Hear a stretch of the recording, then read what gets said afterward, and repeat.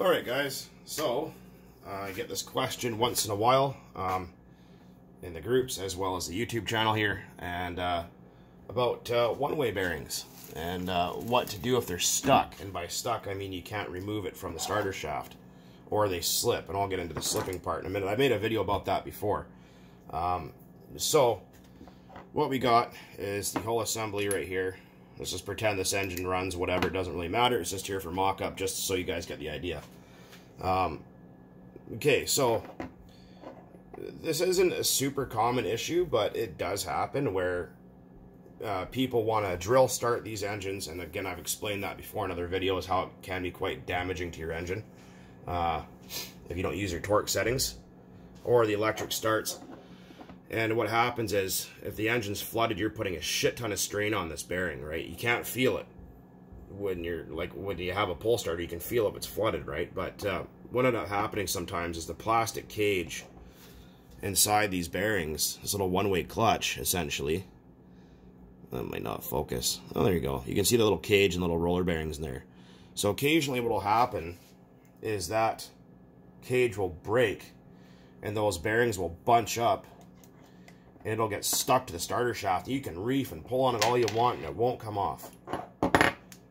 So if that happens, usually you can get them with a pair of pliers, just like hold on to it, like get like a good pair of like Knipex or something like that, and grab onto it and pull on it. Usually they'll come off that way. If not, excuse me, sorry, I don't have the COVID, I'm fine. Thanks for asking. Anyways, so if it won't come off that way, next step would be to grab yourself like a little punch, like something that's small, like the inside diameter of that. 4 screws, remove them, pull your whole assembly off like this, all in one piece. So your one-way bearing is stuck, you can't get it off. What you do is grab yourself like 2 blocks, like two 2x4s or something like that. You don't want to squeeze this in a vise, because if you mar the surface or you warp this, the back of the engine will leak oil and it won't seal properly, so keep that in mind. So, take your 2 pieces of wood or plastic and set this in between it so it's held up, kind of like that, like up off the work surface that you're working on. And we're going to pretend this is a punch. It's not, but we're going to pretend it is. And stick that in there, right? Stick that onto your one-way shaft. And we're going to pretend this is a hammer, and then hammer on it, and that'll eventually just drive it out, and then you can rescue your one-way shaft, and then inspect it for damage, like make sure it doesn't have any big, pock marks or big chips missing out of it, or it's not bent or something. And then your one-way bearing, you'll be left with that, which is going to need to be replaced, which these things aren't super expensive. Depending on where you get them, I think they're usually about 12 or 13 bucks, depending on the engine you have. I know some companies charge out the ass for them, but so that's how you remove one that's stuck. Like I said, if you're cranking the thing with a drill and you're spinning the ever-living shit out of it, and the engine's flooded and you're forcing it, that's how these break. Or you're an idiot with a pull starter, you just reef the shit like you're trying to start a chainsaw. That's another reason why is people go ballistic on trying to start them, because they don't know what the hell they're doing. If the engine doesn't start in a few cranks, there's something wrong. So think before you act. Now the other question is, my pull starter slips, what the hell do I do? How do I fix that? Okay, so that's a very easy one. So we're going to take our one-way bearing, like you have your starter assembly. You're going to remove the pull starter. A quick tip though, I don't have a pull starter in front of me, but so the pull starter goes here.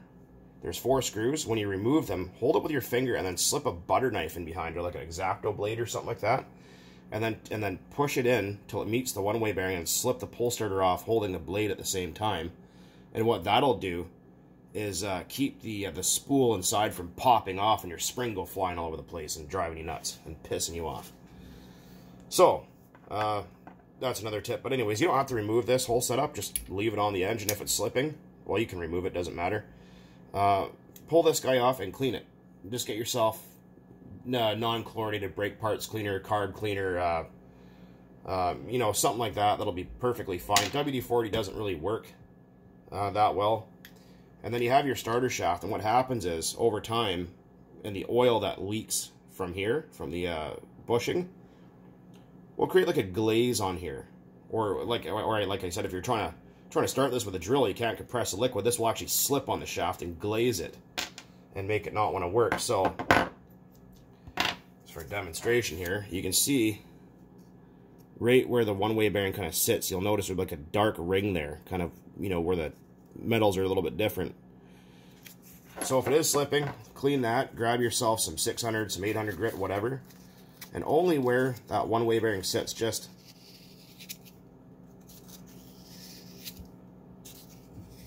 do that a few times. You're not really trying to remove material at all here. You're just trying to break that glaze. Like just a few turns. And you'll see how that cleaned up that surface and roughed it up just a little tiny bit. And that'll make your one-way bearing grab again. So that way you don't have to go out and buy a new one. So that's a helpful little tip if you didn't know that. And then just clean everything with brake parts cleaner. Put it back together again. People ask me, oh, well, what do you use for oil in the one-way bearings? Usually nothing, or just, well, not nothing completely, but just a thin, like just dip like a Q-tip or something in some ATF, and just one little wipe. That's it. Like just enough just to put a little bit of a sheen on the surface for a new one. That's it. You don't want to really soak these in oil. People go, oh yeah, put grease in there, and my uncle's granddaddy said you should do this. Well, he's wrong. Just even just a little squirted, just WD-40, just like that's too much. Like wipe off most of that, and that's good enough. Because these do need a tiny little bit of lubrication. You know, because you got to remember when the engine's running, this is spinning, and it's also spinning those rollers in there. So you don't want to let those really run dry, but you don't want them soaked in oil either. But most of the time they'll get their oil from this back plate bushing leaking. And they all leak. It doesn't matter if it's new or old. They all leak. It's just the way it is. So hopefully that helps some of you guys out. Soaking it in transmission fluid isn't going to help it. So don't think that adding more is better, because it's not. Less is more. Like a lot less is a lot more. So keep that in mind. But anyways, hopefully that clears up a few things for you guys and helps some of you guys out that are having issues. And until next time, guys, as always, keep on burning nitro out there. Thanks for watching. Or get that backwards? I'm not sure. Happy Friday. Right on. Talk to you later.